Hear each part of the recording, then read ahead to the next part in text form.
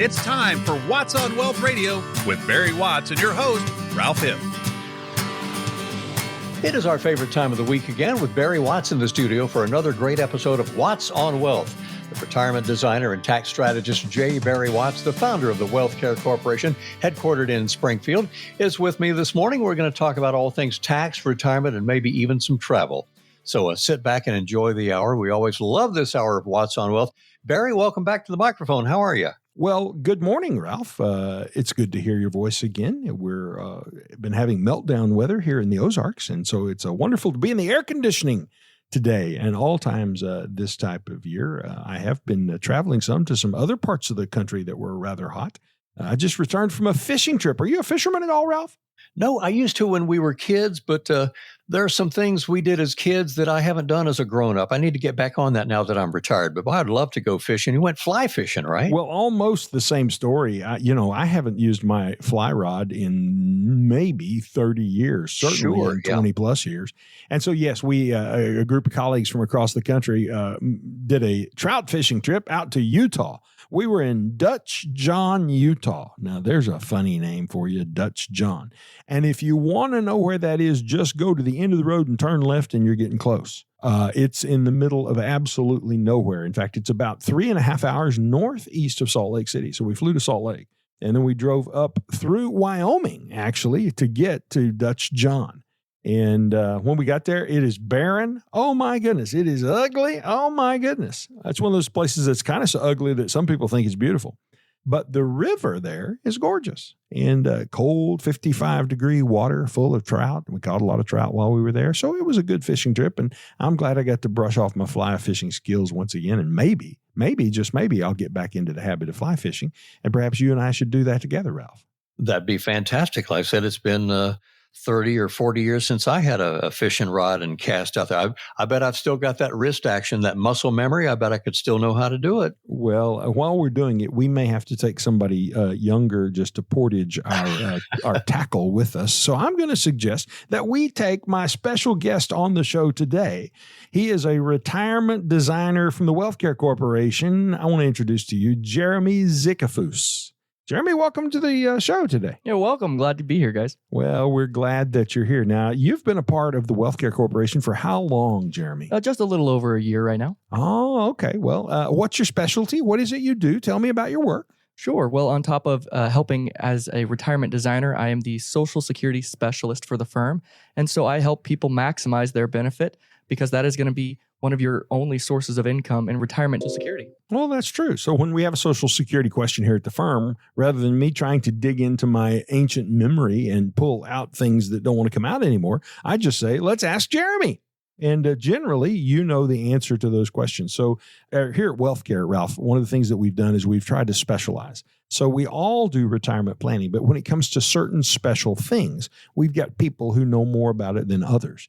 In fact, just last night, I got a referral from, of all people, my dad. He had sent somebody to see me who had a tax issue. And he said, now, should I tell him to come see you or should I tell him to see one of those boys? And I'm like, well, no, Dad, on that topic, they should ask to see me because I am the tax specialist in the firm.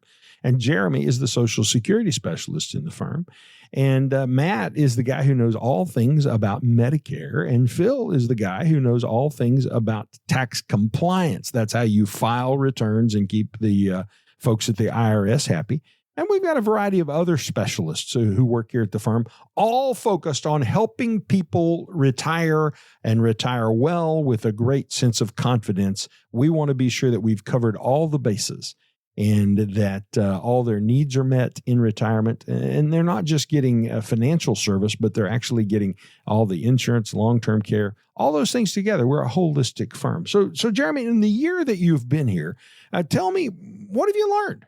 Oh, gosh, I've learned so much about retirement planning as a whole and just how every little thing affects 20 other things. There's a lot of things that we like to call domino effects, especially when it comes to taxes and income and how by one little adjustment can affect multiple different things. And it's very important as a holistic firm to be able to speak into all of those things. And so you don't have five guys across town. So you don't have five guys across town what? So you don't have five guys across town giving you different information, so the right hand doesn't know what the left hand is doing. Yeah, that is a problem we used to have. Is we would be trying to help clients on the investment management end, and somebody else is doing the taxes, and the tax guy's not talking to the retirement guy, and the retirement and tax guys aren't talking to the insurance guy. And so we brought it all together in one hub, so that all of those things are dealt with in one place, and you don't have to go across town to get the answers anymore. We've got every answer to all of those obscure kinds of questions. So, Jeremy, would you say in your year here that this is a learning culture at the Wealth Care Corporation? Very much so. We're all learning every single day how to better improve our business and also how to better improve the retirements and the lives of our clients. And as a learning culture, we have a core value related to learning. Do you know what it is? That's going to be learning and growing. Yeah, learning and growing. So we're always trying to get better. In fact, I had one of my clients comment on that the other day. He said, Barry, you're the only guy I know at 60 years old who's still out there trying to learn all this stuff. Well, the reason I'm trying to learn all this stuff is because our clients need to know all this stuff, or at least they need to have somebody working for them who knows all this stuff. And I won't say that we know it all because we keep learning new stuff, but we're working really hard to find the latest innovations that are good for our clients and effective for them. And really the reason behind that is all wrapped up in core value number one. Tell the folks what you've learned in the year you've been here about core value number one. Well, core value number one is about the people that depend on us. And at the end of the day, when we look at retirement planning as a whole, there's a lot of trust that goes into the people that you're working with. And so we want to make sure that the people that are depending on us, that we are giving them the best possible information, and so that they can be set up to have a successful retirement, a successful trek down Mount Retirement. Well, ultimately, it's just about the fact that people are depending on you. Oh, yeah. And core value number one says it's about the people who are depending on me. So every decision needs to be made in light of the people who are depending on you. So some people do depend on you now because you've got clients that you're working with on your own after a year in training. We finally turned you loose and said, all right, go work with some clients. Tell me about the typical clients you work with. What does that look like, Jeremy? Well, I typically work with people who are at or near retirement, who have, $250,000 or more in investable assets, and who are sick and tired of paying too much taxes and are scared to death of running out of money and have concerns that they may be taking too much risk in their portfolio. And so we just want to make sure that we're looking at all those areas and getting them tweaked up appropriately. Do you have a favorite client experience that you've had so far? I know when we had Matt on the show, he's on vacation this week. How come everybody goes on vacation but me? Oh, wait, I vacation quite a bit myself. I was in Utah fishing, wasn't I? Yeah. When we talked to Matt, the first client that he ever worked with brought him flowers. Mm-hmm. This lady brought him flowers at the end of helping her. So do you have a favorite client experience? Has anyone brought you flowers yet? No one's brought me flowers yet, but I have had a couple of lunches with one client. There's actually another client that we have that is a Catholic. I'm a Catholic, and we ended up... That's okay. We forgive you. No, I'm sorry. Okay, wow. No, but... God bless the Catholics. We had gone to a Catholic men's conference here in town, and I didn't realize he was going to be there, and he didn't either. And so we ended up having a good lunch together and just having a good time and getting to know each other more. Yeah, I know that client you're talking about. And that's one of the fun things is being able to be involved with our clients and their families and so forth. Really means a lot. So some interesting news that's happened recently. I was just reading earlier today that Mick Jagger had his 80th birthday, the Rolling Stones. He's 80 years old, but I also know that recently another famous musician didn't quite make it to 80. Ozzy Osbourne died. That's what happens when you bite the head off bats. He was, I believe they said 76 when he died. Yes, that's correct. Uh-huh. So, Ralph, I guess you were a big Ozzy fan and a big Mick Jagger fan back in the day. I've seen Mick Jagger, and he went all up and down one side of the stage and the other in a football stadium in Orlando. So I have seen the Stones and seen Mick, and congrats on his 80th. And he never bit the head off a bat. That's not a good thing to do. Did you see Ozzy, Barry, along your long lifetime? I do have a little bit of an Ozzy story. I've also got a Willie Nelson story. We'll save that one for a different day. But great. Yeah, I was flying, and I'm flying through the air. This has been 30 years ago. And there are all these people lined up in the aisle of the aircraft who are walking by me, and you can tell something's going on, but I don't know what's going on. Why are these people all lined up? And they're coming past me and talking with whoever it is in the seat behind me. And I'm like, what the world is going on? So finally I asked what's happening. And this young lady looked at me with exuberance on her face and she said, "It's Ozzy. It's Ozzy." And I'm confused. I don't know who Ozzy is, but I finally figured out what she was talking about. So I made the motion. I said, "You mean?" And I took my hand as if I was biting the head off of a bat. And she said, "Yes, it's him." And so anyway, when we got up to get off the plane, I turned around and looked this guy over. He looked just like anybody else who was flying that day. The only thing that I noticed about him is on his knuckles, he had Ozzy tattooed on his knuckles. And so I knew that it was him and Sharon and the kids that were on that particular trip. So that's my run-in with Ozzy Osbourne. And frankly, that was sufficient. I'm not a big Ozzy fan. You're brushed with greatness. I'm hesitant to even use the word greatness personally. I know Ozzy doesn't sing with Bill Gaither, and that's a little more my style. Yeah. I always enjoyed watching Sharon on television. I was a fan of hers, but never saw Ozzy. No, perform or nothing. Hey, Ralph, did I tell you I've written a new book? A new one. Well, we have Watts on Wealth. What's the new one? Well, that is the new book. I still call it a new book. Why don't you tell folks about the new book and how they can get a copy of it? Well, absolutely, friends. Barry, with, just hearing Barry talk and our radio show and our television show all over Springfield, Barry has this new book written to unravel the mysteries and alleviate concerns you may have about retirement. His book it's still called Watts on Wealth. You can buy it on Amazon for about $18.95, but Barry will ship you a free copy right now today as our thanks for listening to our show here on 104. And all you have to do to get a free copy shipped to you, Barry will probably even autograph it for you, is text the word book, and you know how to spell it, B-O-O-K, and Barry's number to call and set up an appointment, or text the word book. It's 417-200-3500, 200-3500, and his team at the Wealth Care Corporation will put that book in the mail to you first thing Monday morning. So text book to 417-200-3500 today. And I have my copy, and I'll probably want to get a new one and compare notes, see what the update is. Well, we'd love for you to do that, and we hope that everybody will be comparing notes and reading the book. Hey, if you want to contribute to the Barry's Early Retirement Fund, please buy a copy of the book. But we really don't want you to do that. Instead, just text the word book, and we'll send you a free autographed copy of the book out today. Just send a text to 417-200-3500. And in that text, just put B-O-O-K. And my staff will send that book right out to you. And friends, I know you'll be so excited to, when you've seen Barry on KY3 and Color 10, all the other channels, listening to us every Sunday on the radio, said, I met with Barry Watts and I got his book. You'll be so excited about that. So we hope you'll do that. Ready for a break, Barry? Time to take a little break here? Yep, we got to pay the bills. Yes, we do. And right after this break to pay the bills, Barry will be back talking taxes in the next segment of our show. This is Watts on Wealth, the radio show. And this is Ralph Hipp along with Barry and Jeremy Zickefoose. We'll be taking a break here and be back in just a moment with more of our show. Curious about securing your financial future? Barry Watts brings expertise to your retirement plans. Arrange a meeting by texting VISIT to 417-200-3500. Again, it's VISIT to 417-200-3500. Imagine for a moment that an intense storm is pounding your house. Will your roof leak? Will the siding peel away? Will your basement flood? If your house is properly built and maintained, you'll be fine. But what about your 401k or your investments? The stock market has had a pretty good run the last few years, but is its current turmoil making you feel uneasy? Are you confident your portfolio is built to weather a financial storm?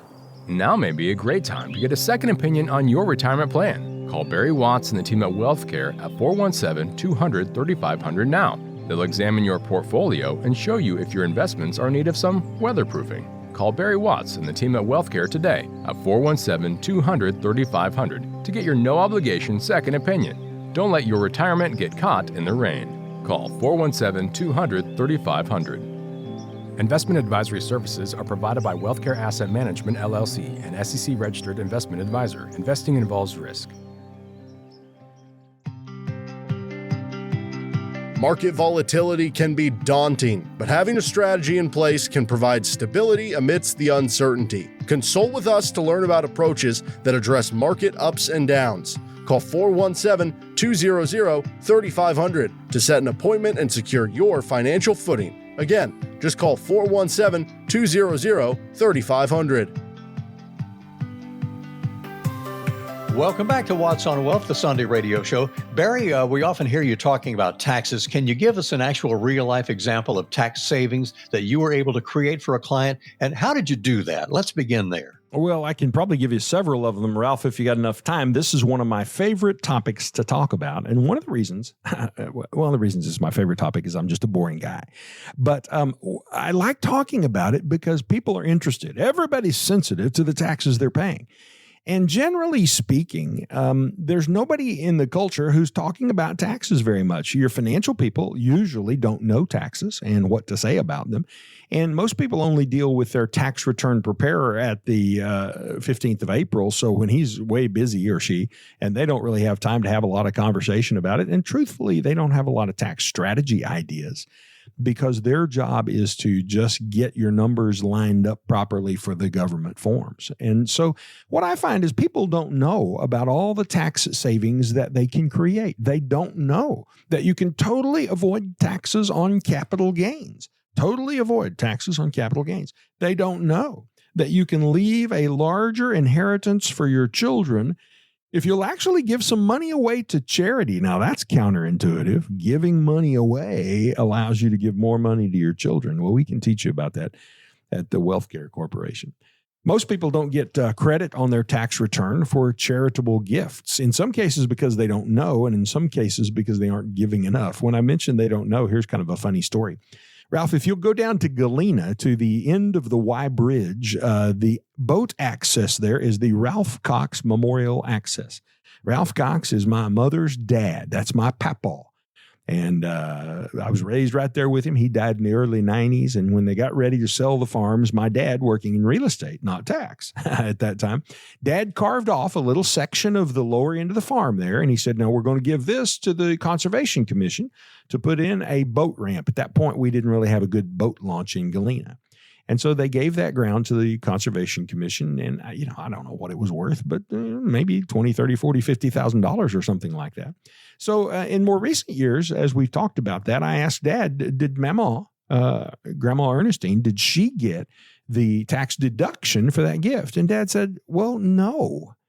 It never occurred to him that giving that to the Conservation Commission would have been deductible, so that all the rest of the farm she sold, she wouldn't have had to pay so much tax on it if Dad had just guided her to do that. Or really, if her tax man had guided her to do it, but he didn't know that she'd given that away. So there's my point.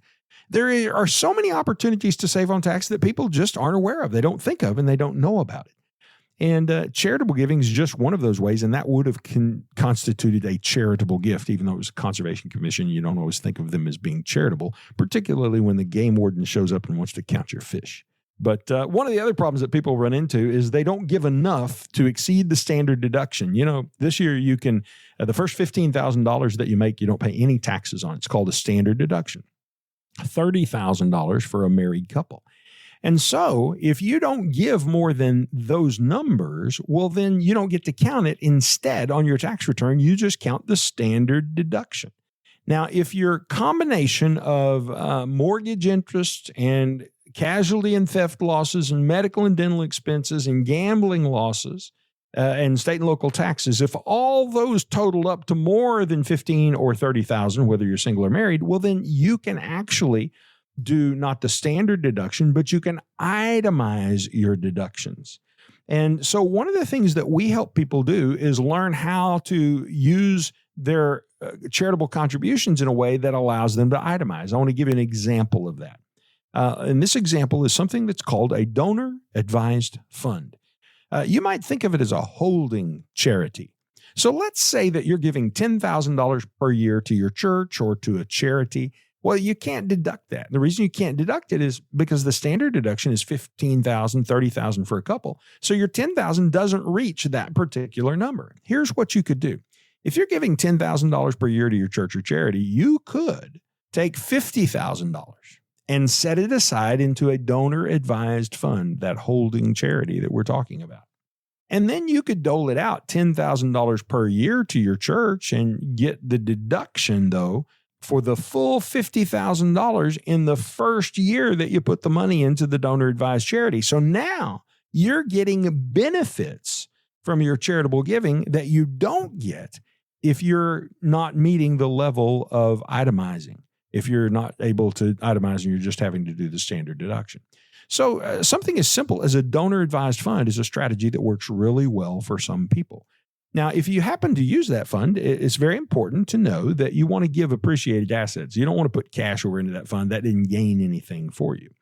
But if you've got, let's say you've got a stock that you've owned for years, you've owned Walmart stock since Sam Walton was driving the Ford pickup truck around the Ozarks, or maybe you were friends with the O'Reillys before O'Reilly was a public stock, or Jack Henry down in Monette or something like that. So you've got hundreds of thousands of dollars worth of that stock, and you're kind of stuck with it because you don't want to pay the taxes on it. Well, guess what? You've been writing a check all these years to your church or your charity. Don't do that. Stop.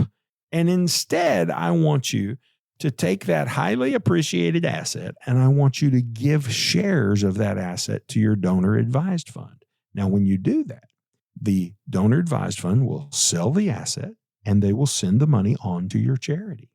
But no one ever has to pay the taxes on all the gain. And that's really rich, really rich.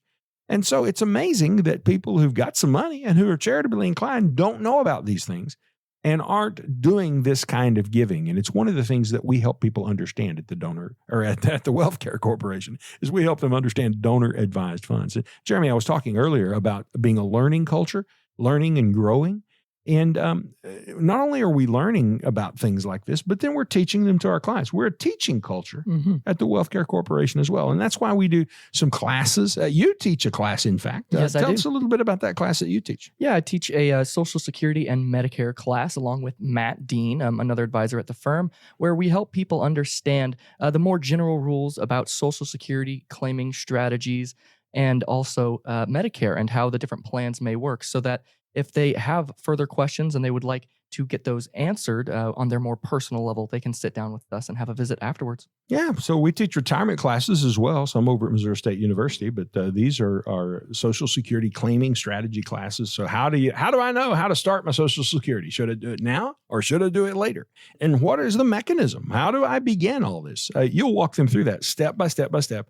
And generally, you give them some options on how to claim. Is that right? Can you kind of explain that just a little bit more? Yeah. So whenever people come in and, you have to bring your most recent Social Security statement and stuff like that so that we can do our analysis on them. But we'll typically look at three basic options of, even though we have many softwares that can run thousands of different scenarios, we can look at what happens if you claim as early as possible, what happens if you claim as late as possible, but then also what is the maximum benefit? What is the hybrid between the two? Because most of the time, there's not a blanket answer of you should definitely claim at 62 or claim at 70. Most of the time, you're going to be somewhere in the middle. But there's a lot of question of when that is and when everyone is completely different. So there might be some people who want to claim at 63 and some people might want to claim all the way at 70. And so we want to make sure that we're choosing that appropriately because that is a permanent decision that will last for you and your spouse for the rest of your lives. So the point is, you can make that decision blindly or just based on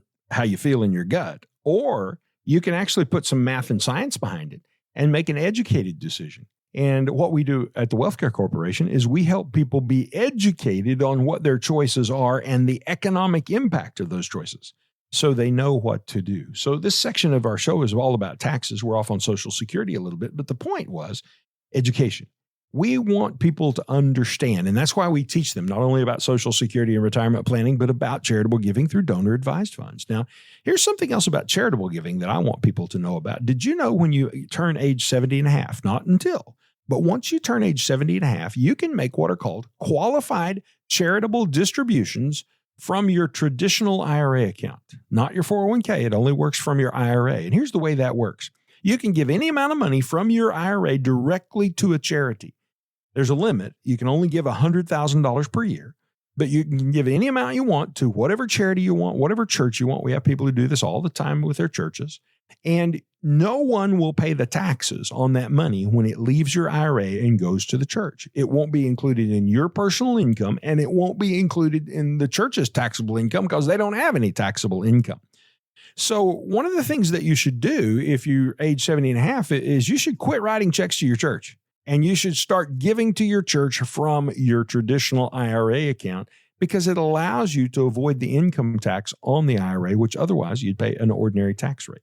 So here's one of the extra little tips that comes with that then. So if you're converting your IRA to Roth, and we teach about that for tax purposes sometimes, if you're converting your IRA to Roth, you want to leave some money back in the IRA for charitable distributions. So we try not to ever make it go to zero for people who are giving charitably. Let's figure out over the next 15 or 20 years of your life how much money you're going to give.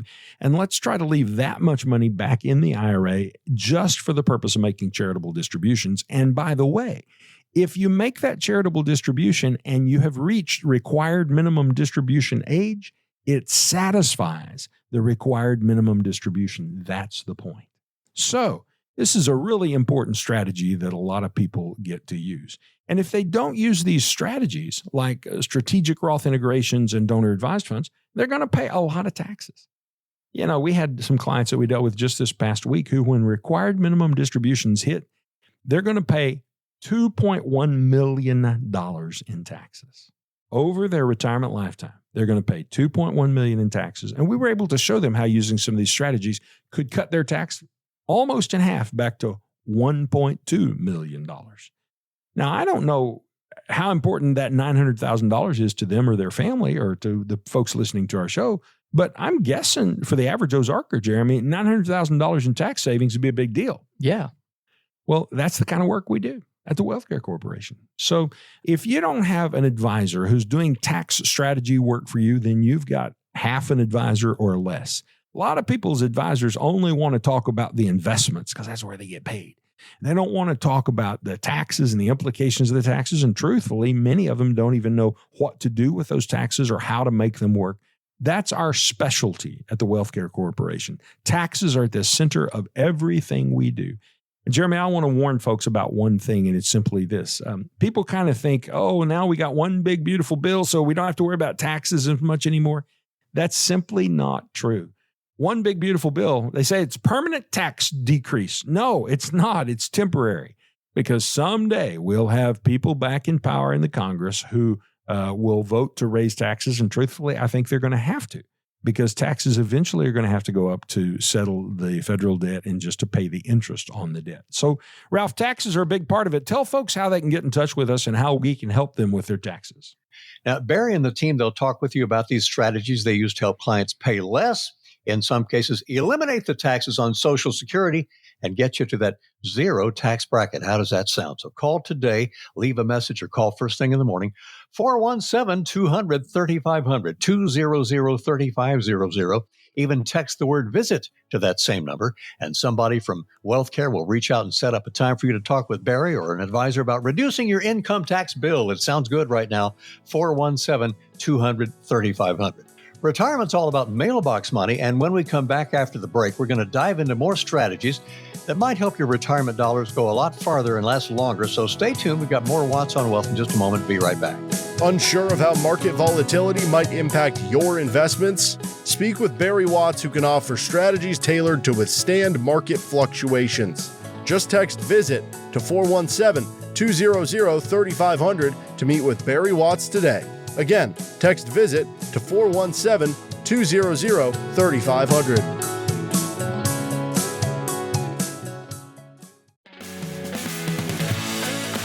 Prepare for retirement with key insights from Barry Watts' Wealth Care Kit. Get your essential guide by texting KIT to 417-200-3500 and start planning today. That's 417-200-3500, KIT. Welcome back to Watts on Wealth, the radio show. I'm former KSPR News Team 33 anchorman Ralph Hipp, along with Barry Watts and Jeremy Zickefoose. Barry's the main retirement designer of the Wealth Care Corporation, which we get together with you every Sunday. Barry, people make a lot of mistakes with their retirement plan. What do you see on that, and how can we navigate around the errors? Well, Ralph, some of the mistakes are just unbelievable. And we had one of those show up in the office recently. We had a client come up from northern Arkansas who came to see us here in Springfield. And this client's husband had died. And there was about $300,000 in the husband's IRA account. And whoever set the IRA account up for him never put a beneficiary on the account. Now, it's as simple as writing the wife's name in on one line on the application. It was that simple. But the advisor cared so little for them that he didn't bother to name a beneficiary. And so that means that the IRA that is rightfully this woman's is going to have to go through the probate process. Now, I don't know what the deal is because this particular guy died 10 years ago, and it still hasn't cleared probate in that 10-year period of time. And she said that she had a lawyer who'd been working on it, and the lawyer had dropped the ball and hadn't finished it either. This is not how you treat people. It's not, it is about the people who are depending on you. And these people were depending on whoever that advisor was, and he dropped the ball. But it doesn't just happen down in Arkansas, my folks. It happens in good old Missouri as well, because I had a guy I grew up with down in Stone County. He brought me his mama after his daddy died. He brought me his mama and he set her down here. She was from Crane, in fact. And he laid out a bunch of annuities that her husband had purchased. And on the beneficiary line for each of the annuity applications, the agent, this particular guy, when he filled out the applications on the beneficiary line, he just wrote estate of, and then he put her husband's name in it. Guess what? That's a one-way ticket to probate. Now, probate generally takes about 5% of the assets in cost to get through, and generally takes about 24 months to get through, although the lady in Arkansas is on 10 years at this point. So the point is, that's a great mistake, a dumb, stupid mistake that people just shouldn't make, and it's really, really, really, really simple to fix. And yet, here we are in both of those cases. We've got the lady from Crane pretty much worked through by now, I think. But the lady from Arkansas, we're just starting on, and oh my goodness, what a headache. Pain for her, pain for us. But you know what? Pain's what we do here at the Wealth Care Corporation, not inflicting it, but trying to take it away. So guess what? She becomes our client. We're going to sit down with her, and we're going to work that out, hold her hand through the process, because it's about the people who are depending on us.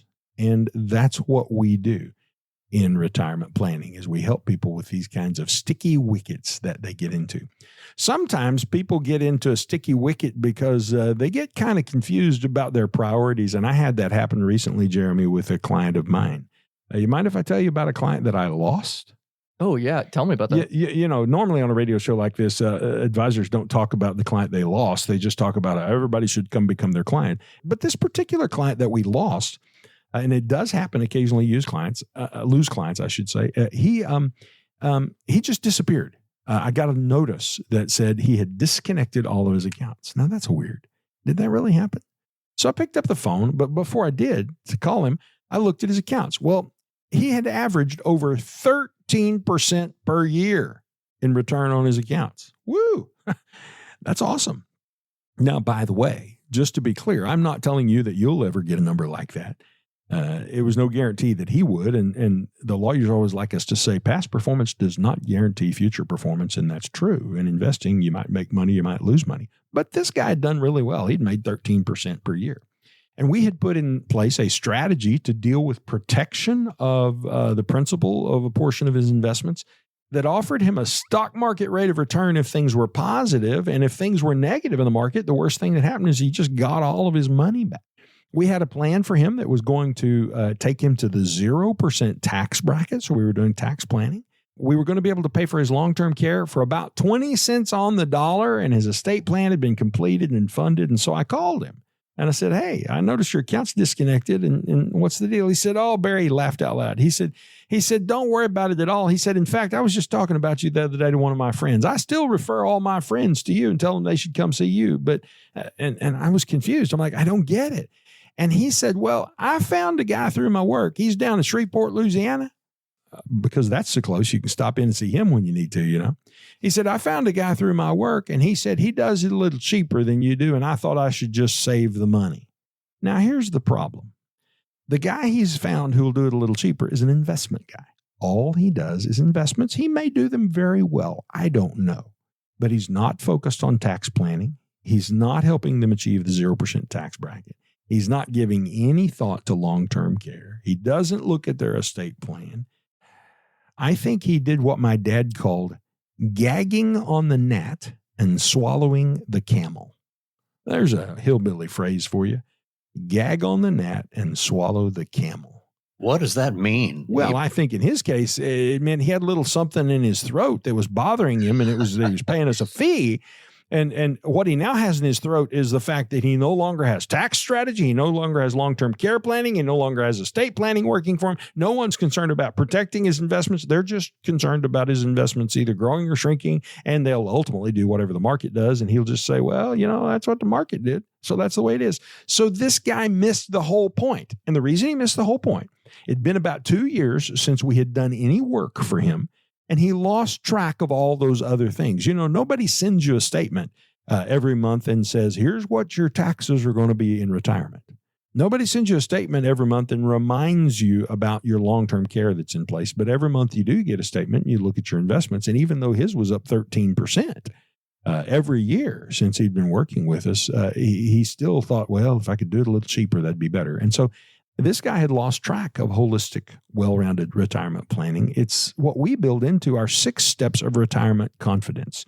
Jeremy, why don't you and I together walk through the 6 steps of retirement confidence, the 6 steps to retirement confidence, and just share with people, starting step 1 down at the bottom of the staircase, what it is and how you go through it. Yeah, the first step in the 6 steps to retirement confidence is a written income plan to age 100. Do we have enough funds to get us through the rest of our life to pay all of the expenses that we're going to need and get us across the line there? Yeah. So really, that's the first step to know whether you can retire. Do you have enough money? And that people, number one fear is might run out of money. Mm-hmm. So step 1 addresses that fear. What's step number 2? Step number 2 is going to be principal protection. Do we have a portion of our assets that are not going to be subject to the whims of the market? So the worst case scenario, you just get back what you put in. Step number 3? Step number 3 is going to be taxes and seeing if can we reduce or completely eliminate taxes in retirement so that we can keep those valuable tax dollars in our pocket. People just don't know that this is possible, and they don't pay any attention. They say, well, if that were really possible, my CPA would have told me that. Really? When is the last time your tax preparer brought you a tax-saving idea? Our focus is on keeping the beans over on our side of the ledger and telling Uncle Sam to go hungry. What do you think, Jeremy? Well, yeah. And, Barry, I was actually just at a conference here recently with CPAs and tax lawyers and other advisors talking about the new big, beautiful bill and all these different changes. And they said some interesting things that, well, your typical CPA they're typically going to be reactive to your tax situation. They're seeing what happened last year and saying, well, gosh, you're going to have to pay this much in taxes. Versus a tax strategist is being proactive and looking forward on how we can help save dollars so that when our CPA does our tax return, there's less numbers for them to crunch. And one of the big things they also mentioned was, well, right now, Barry, the worst asset that you can own is a traditional IRA. But however, that is the best asset to own to use to leverage into a Roth IRA while tax rates are historically low. Yeah, the reason the IRA is considered the worst asset to own from a tax perspective is because none of the taxes have been paid on the IRA yet, and because you ultimately lose control of how much tax you pay. You see, when you reach required minimum distribution age, you can't sit on that account anymore. You have to start taking money out of it. So the government has taken control of your situation and said, we're going to force you to take money. And the government tells you how much money you have to take. They tell you what tax bracket to pay the tax in. They tell you how much tax you have to pay. You are no longer in control. Prior to RMD age, so if you're in your 60s, that's all of you who are listening, you have control of how much income you take out of your IRA, how much you might convert in a strategic Roth integration, how much tax you might pay right now. You've got total control. But someday you'll lose that control. And what's going to happen to make that worse, Jeremy, is someday taxes are going to go higher. Yeah. And the reason they're going higher is because the government has borrowed so much money and has so much interest to pay. And you can't keep kicking the can down the road. That's what Eric Burleson's been arguing about in Congress all this time. And it's why he was one of the holdouts on the big, beautiful bill, is because the big, beautiful bill got us some more debt, about $3 trillion worth of additional debt. And that only hurts you and your kids and the generations to come after you. Taxes are going higher in America. Don't be fooled by the temporary tax break of the one big, beautiful bill. Those taxes are going to make a mess of your retirement, but we can help you with that at the Wealthcare Corporation. Ralph, tell them how. Well, yeah, if you're really worried about your retirement, or maybe you're falsely feeling really good after the big, beautiful bill, what's the real situation? Having enough income so you never run out of money, protecting that principal, reducing what you pay in taxes. Do you have to pay for long-term care? Let's plan your estate. Barry and the team can help you with that at the Wealth Care Corporation. Their famous 6 steps to retirement confidence process will take you through each of these areas, a solid plan to alleviate those worries. So if this makes a lot of sense to you, give them a call. Leave a message today or call them tomorrow, 417-200-3500. Call or text the word VISIT to that same number, 200-3500. Somebody from Barry's office, they'll reach out, set a time for you to talk with Barry or another advisor about coming up with a retirement plan to give you that confidence. So it's 417-200-3500 and call right away and don't delay. We're going to dig into Barry's email inbox with his permission. We're going to get into our famous real-life questions as Watts on Wealth for this Sunday rolls on right after this. Explore how Barry Watts can support your financial aspirations. Set a consultation by texting VISIT to 417-200-3500. Discover the possibilities at 417-200-3500 with a simple VISIT text. Do you think you'll pay lower taxes in retirement? Really? Many people go into retirement assuming that, but end up paying as much, if not more, in taxes than when they were working. How taxes can affect your retirement is one of the chapters in Watts on Wealth, the latest book written by local tax strategist and retirement designer Barry Watts of the Wealth Care Corporation. Barry takes you through the many tax considerations you should make before you retire. To get your free copy of Watts on Wealth, the book, call 417-200-3500 or go to wattswealth.com. The book is full of actionable retirement tips and strategies Barry has gathered from his more than 30-year career in helping families just like yours retire successfully. Get your free copy of Watts on Wealth, the book, now by calling 417-200-3500 or go to wattswealth.com. Advisory services provided through Wealthcare Asset Management, LLC.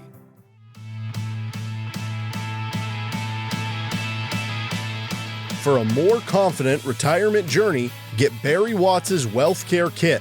Discover strategies addressing life's biggest retirement obstacles. Request yours by texting KIT to 417-200-3500. Again, that's KIT to 417-200-3500. Time now to dig into our Watts on Wealth mailbag, Barry's email inbox, and answer some of your common retirement questions. Before that, Barry, have you ever gotten an actual written letter in your mailbox at the office? Somebody wrote you a letter? Oh, of course, but I've been doing this for 32 years. So when we first started, there no such thing as email didn't exist. Yeah. In fact, just yesterday, Ralph, I sent a couple of handwritten letters to, not letters, but these were cards to some people that I wanted to just say thank you to. So I still use snail mail, but the problem is you can't depend on it because just yesterday, I also had to track down a check that I mailed 6 weeks ago that the people still haven't received. Yeah. Oh, that's not good either. But largely the email inbox. And Barry, let's get to our questions here. Christine here in Springfield says, my husband passed away about a year ago. I've been managing as best as I can. I'm still not sure if his financial planner is a good fit for me now. He got along great with my husband, was very helpful in the immediate aftermath after his death, but we don't communicate very well between the two of us. Should I get another opinion on my retirement plan? And so I guess he's hinting an opinion from someone else. Well, Christine, I'm really sorry to hear about the loss of your husband. Unfortunately, that's something that all of our listeners are going to face if they haven't, either losing a husband or a wife, and so that's a sad thing. I had a client in just this week who had lost her husband a little over 2 years ago, and she said it was just now kind of returning to normal. And she volunteered this. She said, the hardest part is at night. She said, because there's nobody there beside me making noise, and I can't sleep without his noise. Right. So that's just maybe that'll make you ladies appreciate your snoring husband just a little bit. It's perhaps. tough when they go. So I've got a question though, Christine. I noticed this. I'm wondering, why was it his financial planner? Because she said, I'm not sure if his financial planner is a good fit for now. Why wasn't it our financial planner? So you see, that's a deal stopper right there. We don't allow any his or hers at the Wealth Care Corporation. In fact, we tell people, when you come see us, you bring your spouse. And you can't come without your spouse. We want to see both parties. Even if one is responsible for making most of the decisions, it's very important that the other be there and know the tone of the room and hear what's being talked about so they at least feel like they're included. And then when he dies, it's not a new environment to the wife as she survives him, because she's met the people before. She knows what the room looks like and smells like and kind of what the feel is and so forth. Now, Christine asked the question, should I get a second opinion? Well, Christine, a second opinion is always a good idea.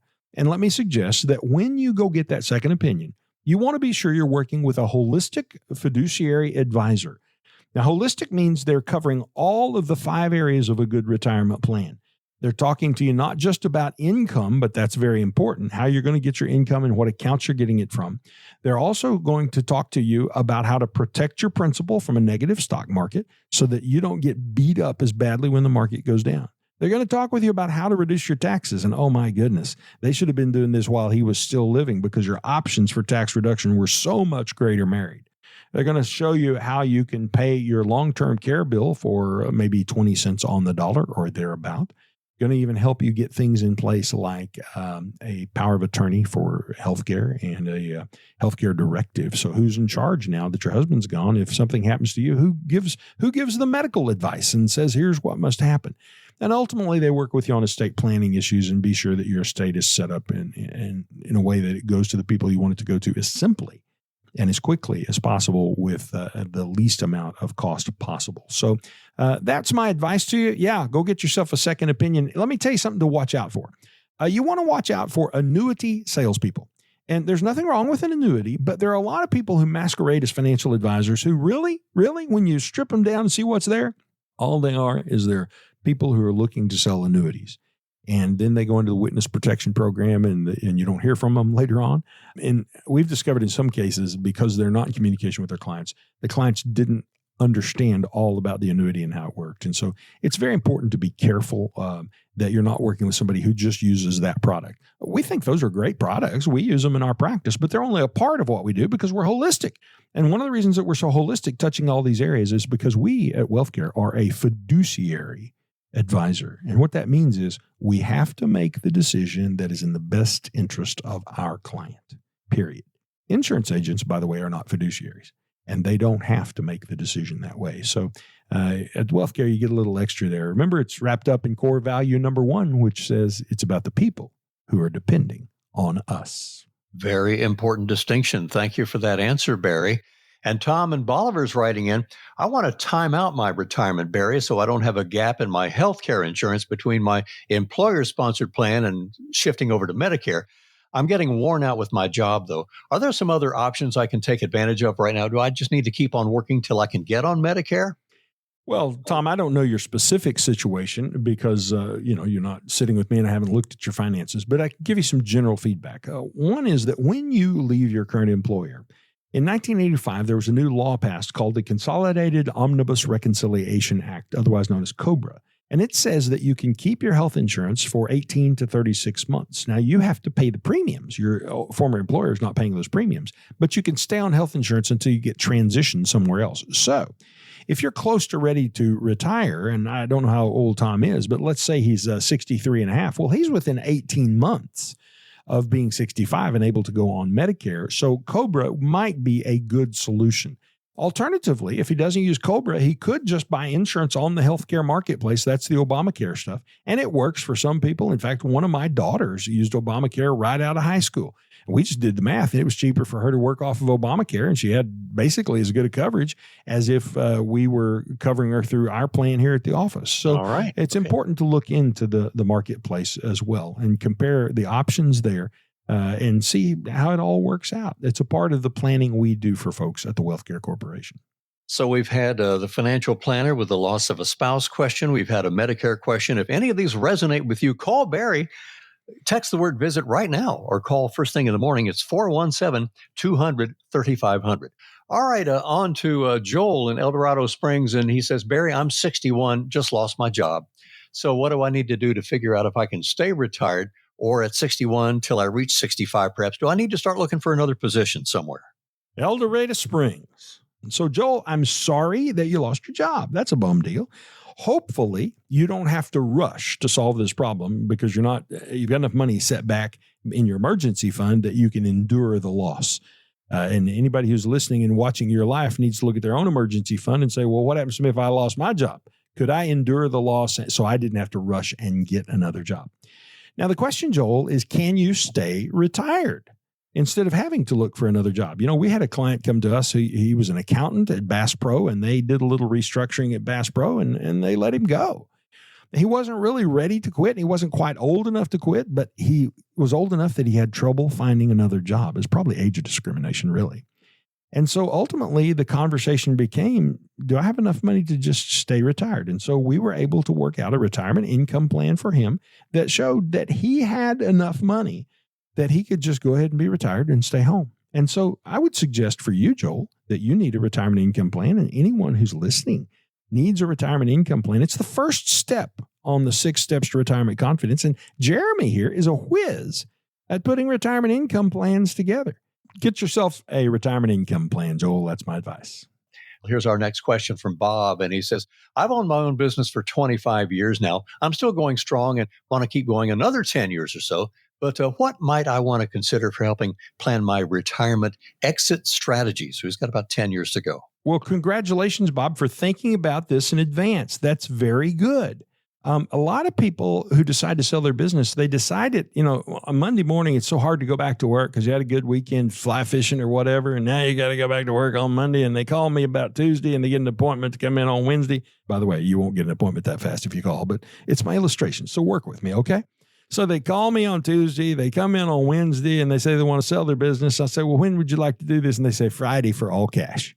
So appreciate the fact, Bob, that you're thinking, that you're giving this some time, because it takes a long time to accurately and professionally strategize to sell your business and get the most money for it. So one of the questions is going to be, in the end, what are you going to do with your business? And one of the ways we figure that out is we need to ask this question. Do you have a business or do you have a job? You see, a business can run without you and pay you when you're not even there. And a job, you only make money if you're the one there doing it. So jobs aren't very saleable, but businesses are. So if you do have a business, do you want to close it or do you want to sell it? And if you want to sell it, you've got to have it in good order. There are consultants who help you clean up your business and put it in good order, and it's money very, very well spent. For example, you need to have written policies and procedures on how you do things, standard operating procedures. When we fix a widget, here are the steps we follow to fix the widget. You go to the first cabinet on the left and open it to the second shelf, and you pull off the whatchamacallit and you plug it in. People need to know that specifically how to operate your business. And the only other advice I would give you is simply this. You need to be sure you're keeping your personal finances separate from the business finances.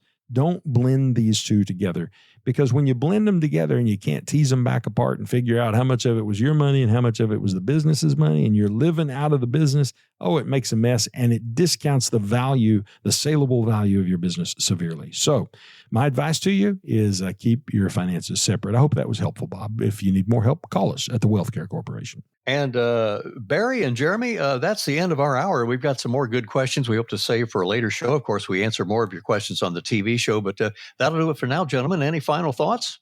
I really don't have anything else to add today, Ralph. These were some great questions. I enjoyed talking to folks, and I hope that the advice that we gave them was helpful today. We hope so. Jeremy, thank you for your part in the program today. So, thank you guys for having me. You bet. When you come and see Barry and Jeremy and Matt, folks, leave your checkbook at home. It's just a conversation, no charge, and reach out by dialing that 417-200-3500 number. Leave a message, and they'll call you back first thing tomorrow. Set up a time for you to meet with Barry and who would be the best person on the team to help you out. No cost or obligation, just a conversation. And that's it for today. Hope you'll be watching our TV show. Also, tune into our Watts on Wealth television program on KY3, Color 10, KRBK, and my old home KSBR 33. But for now, this is Ralph Hipp, and for Barry Watts, we'll see you on the radio again next week for Watts on Wealth. Have a really good week. Thank you for stopping by Watts on Wealth. If you would like Barry and his team to help you make a plan to get to and through retirement, or would simply like a second opinion on your current plan, give us a call today at 417-200-3500. That's 417-200-3500. And join us again next week for Watts on Wealth. WealthCare Corporation provides tax strategy, tax compliance, accounting, and insurance services through its affiliate American Tax Strategies, LLC. Investment advisory services are provided by WealthCare Asset Management, LLC, an SEC-registered investment advisor. Investing involves risk, including the potential loss of principal. Past performance never guarantees future results. Any references to protection, safety, or lifetime income generally refer to fixed insurance products, never securities or investments. Insurance guarantees are backed by the financial strength and claims-paying abilities of the issuing carrier. This radio show is intended for information and entertainment purposes only and should not be used as the basis for personal financial decisions without first consulting a qualified advisor. The information and opinions you've heard are believed reliable but cannot be guaranteed as to accuracy and completeness.